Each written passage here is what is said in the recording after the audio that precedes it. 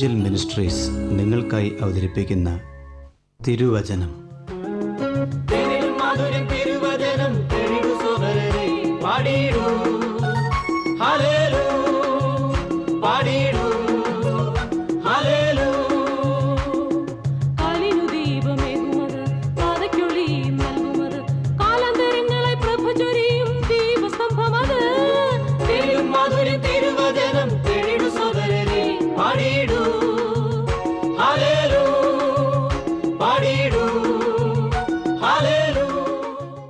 ഇന്ന് നമ്മോട് ദൈവവചനത്തിൽ നിന്ന് സംസാരിക്കുന്നത് Suviseshakan James M Thomas Nedumbassery.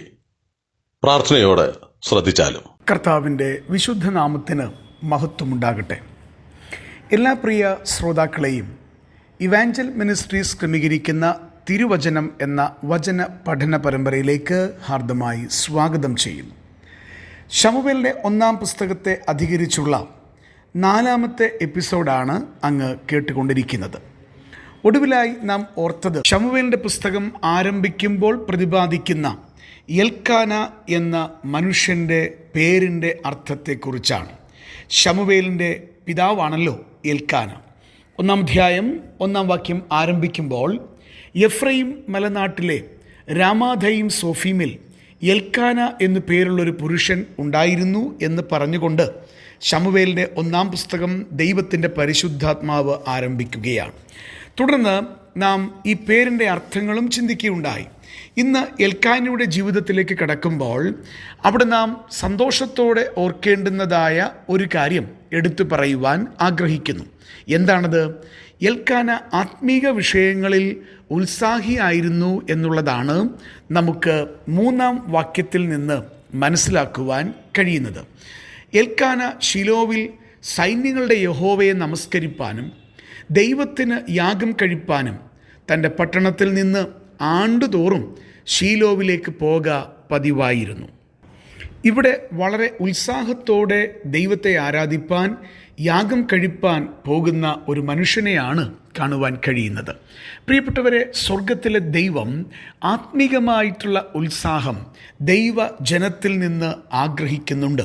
ഒരു ഗ്രഹനാഥൻ എന്നുള്ള നിലയിൽ എൽക്കാനയ്ക്ക് ആ ഉത്സാഹം വന്നപ്പോൾ തൻ്റെ കുടുംബത്തെ അക്കാര്യത്തിലേക്ക് നയിക്കുവാനുള്ള യോഗ്യത തനിക്കുണ്ടായി എന്നുള്ളത് മനസ്സിലാക്കുവാനായിട്ട് കഴിയുന്നുണ്ട്.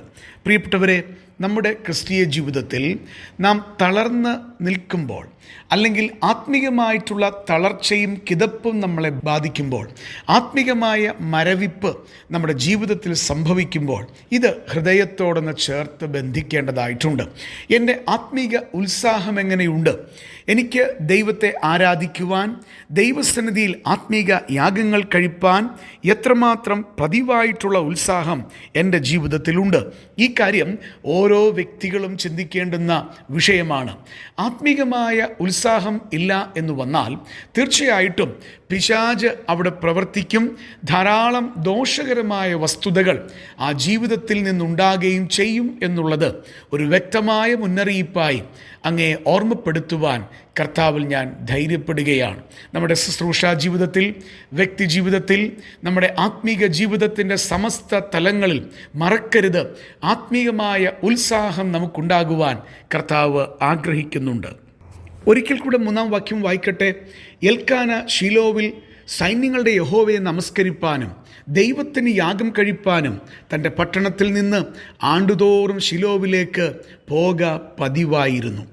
ഇസ്രായേലി പുരുഷന്മാർ വർഷത്തിൽ 3 പ്രാവശ്യം യഹോവയാം ദൈവം തിരഞ്ഞെടുക്കുന്ന സ്ഥലത്ത് വരണം എന്നുള്ളത് ദൈവത്തിൻ്റെ കൽപ്പനയായിരുന്നു. ആവർത്തന പുസ്തകം 16-ാം അധ്യായത്തിൻ്റെ 16-ാം വാക്യത്തിൽ നമുക്കത് കാണുവാൻ കഴിയുന്നു. നിന്റെ ദൈവമായ യഹോവ തിരഞ്ഞെടുക്കുന്ന സ്ഥലത്ത് നിന്റെ ആണുങ്ങളൊക്കെയും പുളിപ്പില്ലാത്ത അപ്പത്തിൻ്റെ പെരുന്നാളിലും വാരോത്സവത്തിലും കൂടാര പെരുന്നാളിലും ഇങ്ങനെ സംവത്സരത്തിൽ 3 പ്രാവശ്യം ദൈവത്തിൻ്റെ സന്നിധിയിൽ വരേണം. എന്നാൽ യഹോവയുടെ സന്നിധിയിൽ വെറും കൈയായി വരരുത്. ഇവിടെ വർഷത്തിൽ ഇസ്രായേലായ പുരുഷന്മാരെല്ലാം 3 പ്രാവശ്യം ദൈവത്തിൻ്റെ സന്നിധിയിൽ ചെല്ലണം എന്നുള്ള കൽപ്പന നമുക്ക് കാണുവാൻ കഴിയുന്നു. ഒന്ന്, പുളിപ്പില്ലാത്ത അപ്പത്തിൻ്റെ പെരുന്നാളിൽ എല്ലാ ഇസ്രയേലിയ പുരുഷന്മാരും യഹോവയുടെ സന്നിധിയിൽ ചെല്ലണം. 2, അവർ വാരോത്സവത്തിൽ ചെല്ലണം. 3, അവർ കൂടാര പെരുന്നാളിൽ ദൈവസന്നിധിയിൽ ചെല്ലണം. എന്നാൽ ഒരു കാര്യം കൂടെ അവിടെ പറയുന്നുണ്ട്, യഹോവയുടെ സന്നിധിയിൽ വെറും കൈയായി വരരുത്. പ്രിയപ്പെട്ടവരെ, ഇത് എത്രമാത്രം ഓർക്കേണ്ടുന്ന വിഷയമാണ്. ദൈവം ആഗ്രഹിക്കുന്നത് ദൈവത്തിൻ്റെ സന്നിധിയിൽ ദൈവത്തിൻ്റെ ജനം ആത്മീക സംസർഗത്തിനായി ദൈവമുമ്പാകെ വരണം എന്നുള്ളത് തന്നെയാണ്. അതുകൊണ്ടാണല്ലോ നാം എബ്രായ ലേഖനത്തിൽ ഇങ്ങനെ വായിക്കുന്നത്, സഭായോഗങ്ങളെ ഉപേക്ഷിക്കരുത് എന്നുള്ള വ്യക്തമായ നിർദ്ദേശം ദൈവത്തിൻ്റെ സന്നിധിയിൽ നാം ഓർക്കേണ്ടതായിട്ടുണ്ട്. അത് കേവലം ആഴ്ചവട്ടത്തിൻ്റെ 1-ാം നാൾ കൊണ്ട് തൃപ്തി അടയുന്നതല്ല. ഒരു പ്രാദേശിക സഭ ക്രമീകരിക്കുന്ന എല്ലാ യോഗങ്ങളും അത് സഭായോഗങ്ങളാണ്. ദൈവം അതിനെ എൻ്റെ വിശുദ്ധ സഭായോഗങ്ങളെന്നാണ് പഴയ നിയമത്തിൽ പ്രതിപാദിച്ചിട്ടുള്ളത്. പ്രിയപ്പെട്ടവരെ, ദൈവത്തിൻ്റെ സന്നിധിയിൽ പോകുവാനുള്ള സമയങ്ങളെ നാം ഉഴപ്പുവാൻ പാടില്ല. ദൈവത്തിൻ്റെ സന്നിധിയിൽ പോകുവാൻ നാം ഉഴപ്പുന്നെങ്കിൽ, അതിന് നാം ഒഴിവ് കഴിവ് പറയുന്നുണ്ടെങ്കിൽ തീർച്ചയായിട്ടും അതിന് കണക്ക് കൊടുക്കേണ്ടി വരും എന്നുള്ളത് മറക്കരുത്. ഇവിടെ ഇതാ ദൈവത്തിൻ്റെ സന്നിധിയിൽ വ്യക്തമായി ചെല്ലുന്ന എൽക്കാനയുടെ മാതൃക എത്ര അനുഗ്രഹീതമായ കാര്യമാണ്. നമ്മുടെ ക്രിസ്തീയ ജീവിതത്തിൽ ഈ കാര്യം ഒന്ന് പരിശോധിക്കാനായിട്ട് സാധിക്കണം. തന്നെയുമല്ല, വെറും കൈയായിട്ടല്ല ഇസ്രായേലിയ പുരുഷന്മാർ യഹോവയുടെ സന്നിധിയിൽ ചെല്ലേണ്ടത്. അവരുടെ കയ്യിൽ ചില യാഗം കഴിക്കാനുള്ള വസ്തുക്കൾ ഉണ്ടാകണം. നമ്മുടെ ജീവിതത്തിൽ ഇന്ന് നാം ഭൗതികമായ യാഗങ്ങളല്ല, ആത്മീകമായ യാഗങ്ങൾ കഴിക്കേണ്ടുന്നവരാണ്. എത്രയോ ആത്മീക യാഗങ്ങളെപ്പറ്റി വിശുദ്ധ തിരുവെഴുത്തിൽ നമുക്ക് കാണുവാൻ കഴിയുന്നുണ്ട്. നമ്മുടെ ഹൃദയമാകുന്ന ദൈവാലയങ്ങളിൽ നിന്ന് പൊങ്ങുന്ന സ്തുതിസ്തോത്രങ്ങൾ കൊണ്ട്, നമ്മുടെ ജീവിതത്തിൽ നാം ചെയ്യേണ്ടുന്ന ആത്മീക യാഗങ്ങളെ കൊണ്ട് ദൈവത്തിൻ്റെ മുൻപാകെ നമുക്ക് ചെല്ലാനായിട്ട് സാധിക്കണം.